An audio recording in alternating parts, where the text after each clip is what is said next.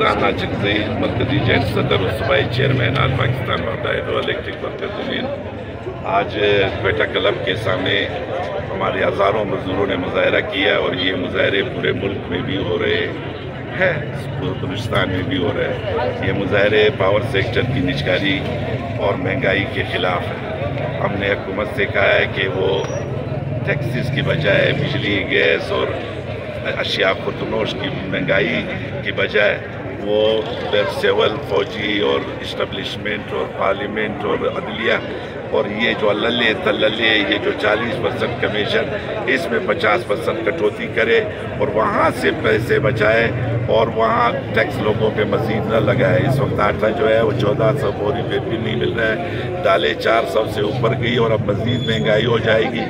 لوگ زندہ رہنے کا حق مانگتے ہیں۔ اس وقت مسجدوں کے سامنے فقیروں کی لائنیں لگی ہوئی ہے اور سڑکوں پر جو ہے لوٹ مار شروع ہو چکا ہے۔ یہ ہوش کا ناخن لے لے۔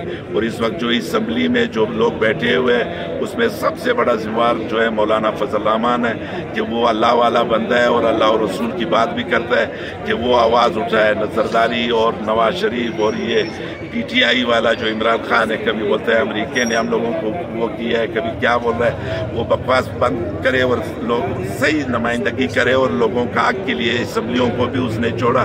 اسی لیے تو میدان خالی ہے، سب کچھ ہو رہا ہے اور لوگوں کی حقوق کی بات کرے ورنہ مزدور خود باہر نکلے اور ہر جگہ میں ان کے گھروں کا محاصرہ کرے۔ ہم نے یہ کہا ہے کہ مہنگائی ختم کرو، نجکاری کو روکو اور نجکاری کی بجائے یہ ادارے میں اصلاحات لاؤ۔ ہم نے خود یہ کہا ہے کہ مزدوروں اور افسروں کو یہ کمپنیاں دے دو، ہم چلائیں گے۔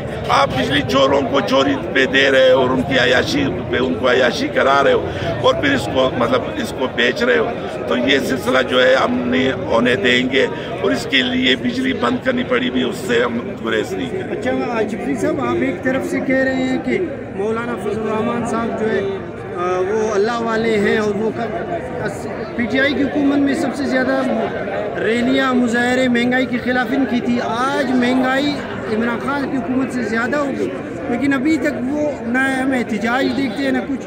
وہ پی ٹی ایم کی شکل میں تو ہمیں ایک عذاب مل گیا ہے سر۔ پی ٹی آئی بھی اس سے بڑی عذاب تھی، یہ پھر اس سے اور بھی عذاب آ گئی۔